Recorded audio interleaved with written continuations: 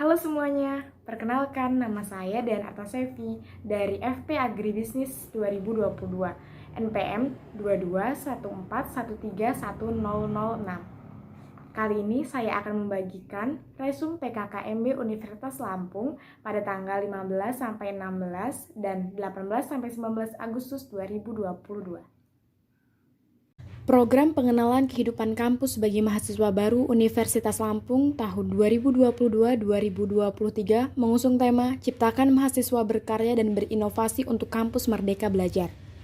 PKKMB hari pertama.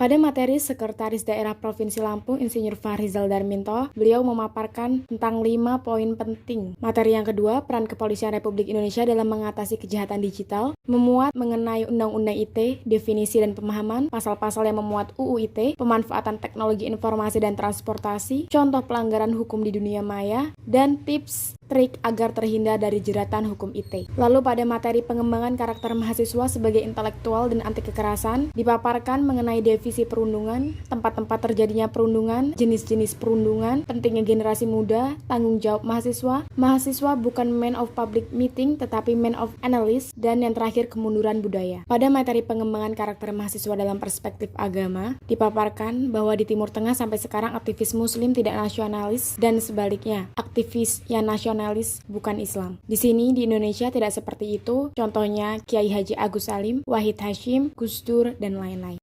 PKKMB hari kedua. Pada sesi perkenalan pimpinan universitas, kami diperkenalkan dengan rektor, wakil rektor, kepala UPT, dan kepala biro. Lalu materi yang kedua adalah Merdeka Belajar Kampus Merdeka, yang dipaparkan mengenai latar belakang, pilar visi Indonesia 2045, tantangan, indikator profil pelajar Pancasila, dasar hukum Merdeka Belajar Kampus Merdeka, tujuan Merdeka Belajar Kampus Merdeka, 8 kegiatan pembelajaran di luar kampus, dan kewajiban perguruan tinggi. Pada materi kesadaran lingkungan hidup, manajemen risiko, dan kampus sehat, dipaparkan mengenai lingkungan hidup, permasalahan lingkungan hidup di Indonesia dan di dunia, pengelolaan lingkungan hidup menjaga kelestarian bumi, kampus sehat, upaya kampus sehat Unila, mobil listrik Unila, ranking 15 UI Green Metric dari 101 universitas, pengendalian COVID-19, manajemen risiko, perlunya manajemen risiko, dan contoh manajemen risiko terhadap lingkungan. Pada materi etika dan norma kehidupan kampus, kami diberitahu bagaimana caranya menjadi mahasiswa ideal saat kuliah, tidak hanya mengejar nilai IPK, 4 tipe karakter mahasiswa yang ada di perkuliahan, 10 karakteristik yang harus dimiliki mahasiswa ideal, 5 cara menjadi mahasiswa ideal, penanganan kekerasan seksual di lingkungan perguruan tinggi, sasaran kekerasan seksual, jenis dan bentuk kekerasan seksual, dan pencegahan kekerasan seksual oleh perguruan tinggi, oleh tenaga kependidikan, dan oleh mahasiswa sendiri. Pada materi perguruan tinggi di era revolusi industri 4.0 dan kehidupan kampus pada masa pandemi, dipaparkan mengenai ICT Staging Universitas Lampung, Data Center Unila memiliki akses point indoor. Unila telah menjalin kerjasama dengan Microsoft untuk penggunaan perangkat lunak berlisensi. Lalu di sesi terakhir, kita diperkenalkan dengan UKM-UKM yang ada di Universitas Lampung. Terdapat UKM Merpati Putih, UKM Hindu, UKM Panahan, UKM Teknokra, UKM Kebangsaan, UKM Tapak Suci, UKM Karate, UKM Penelitian, dan masih banyak lagi. PKKMB hari ketiga.